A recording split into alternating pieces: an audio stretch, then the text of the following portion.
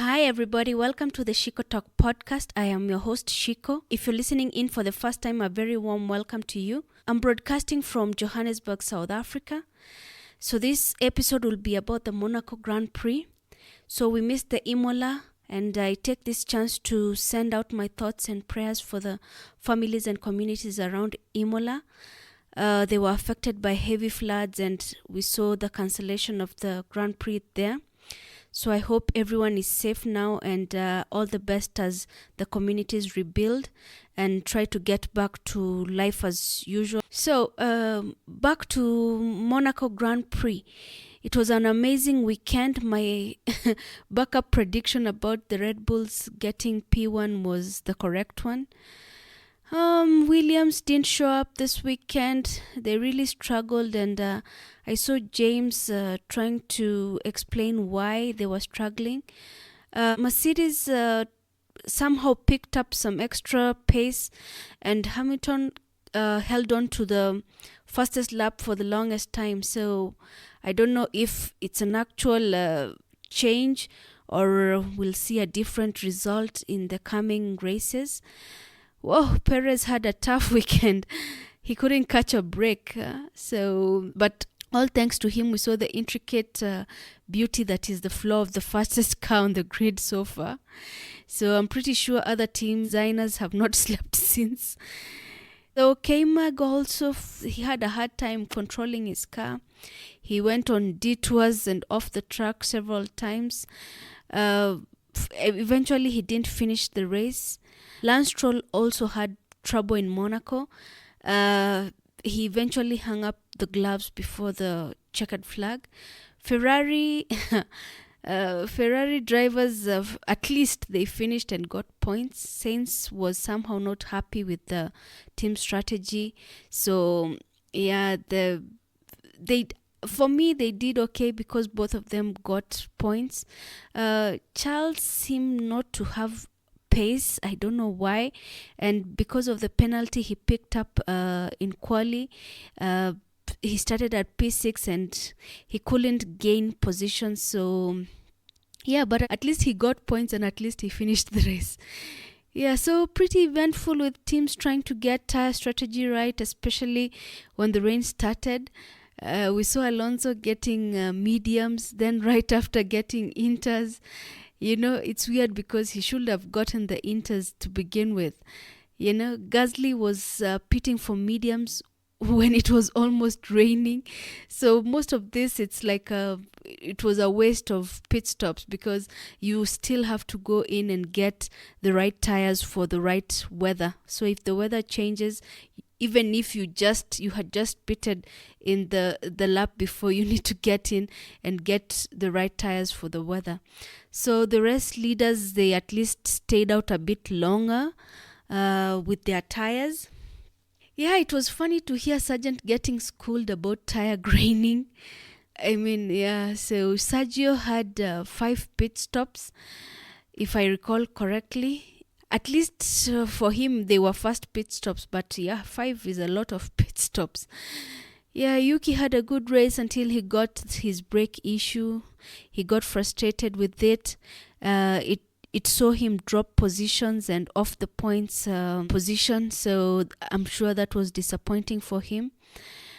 Yeah, the race winner Max admitted to clipping walls here and there, chipping off some walls to get that pole in quali that was seemingly Alonso's until he put his feet on that pedal and just crushed Alonso's hope of getting a pole in Monaco. It was so close. I mean, until the last lap is when actually until the last corner is when we knew that Max would get pole. Wow, Ocon had a wonderful race, got P3. I suspect he's still hanging around his trophy. It was so awesome to see him happy, and of course it is well deserved. He had a wonderful race. He drove well. The McLarens were on each other's tail, and both of them finished in the points board. I don't know what happened to Williams' team. James trying to explain, but yeah, so they didn't have a great weekend. So it seems that my prediction for Red Bull getting P1 was correct. I did 2 predictions because, one is your dream prediction, the other one is the reality prediction. So the reality prediction was right, and a Red Bull of Max got P1 in the Monaco Grand Prix. Yeah, so Perez, I feel for him because he was the race winner last year. So all the problems, I don't know, came about, and I'm sure he didn't have a good evening after the race. So at the beginning of the race, the first corner looked like a car park, and I think Stroll made contact with someone. He also didn't have a good race. This time he couldn't catch up with his teammate, or at least get to the points. So when the rain came, panic started. Everyone was wondering. It started from one side of the track. So some people were in the places that were not raining, others were in the rain. So the tire strategy pretty much helped some people, and others it messed them up, because like Alonso, he had pitted for mediums and had to do inters just in a short while. So I think that's wasted time. Hamilton tried because he got the fastest lap of the race, so he held on to it for the longest time. So I'm happy to see that the Mercedes has gotten some pace, and I hope he keeps it up. We'll see, of course, in the next race. Yeah, so I enjoyed the Monaco Grand Prix, and soon, or rather, we are on another race week. And so we are going to Spain this weekend to the Barcelona Grand Prix. It's an awesome racetrack. I think it will be a Red Bull's advantage because of the long straights. And it's a special track for several drivers for several reasons. Like for Max, it was the first track that he got his first win. And for somebody like Alonso, it is the track he got his last win. Unfortunately, he got his win in 2013, and since then no Spaniard, so no home driver has won in the Barcelona circuit since him. But he didn't have a good car before, so let's see with his Aston Martin if he can change the history there a bit, because I'm sure he's definitely going to give a shot at changing that statistics and try to win, at least for the home crowd and for his fans back home. So Sainz is also his home race. Last year he was on P4. So I don't know if he can push for podium this weekend, but all the best to him and to his fans that are obviously waiting to see a home driver scoop a podium or get a win, hopefully. And so with Mercedes picking up pace in Monaco, so we'll be waiting to see if Mercedes keep up the pace we saw in Monaco. The Alpines apparently are all of a sudden the team to beat. Yeah, they're doing quite well. Gasly and Ocon, they're driving awesome. So let's see what they'll bring to Barcelona. Yeah, and of course, I'm sure they won't mind another podium. So all the best to them. Lance Stroll, yeah, let's see if his fortunes look up, because I'm sure he's going to be trying to catch up with his teammate. He has a good car, he has a fast car, so he should be able to catch up with him, or at least be on the scoreboard this time. So Perez last year was P2, so I'm sure he'll be trying to redeem himself, especially from such a disappointing weekend in Monaco. So I see him and Max fighting for that win. Of course, they have advantage of a fast car, DRS that works magic, and the straights in Barcelona circuit. So they have a lot going for them. So I'm sure Perez is going to fight back and is going to give a good show, of course. So last year, George got P3. So I don't know, Monaco, he was on and off, but George, he knows how to do hard racing, so I'm sure he's going to bring his A game and try to get podium again. Yeah, McLaren boys, they're trying, and I'm sure they're looking forward to get a bigger piece of the points cake for their team. And so again, I look forward to the Barcelona Grand Prix.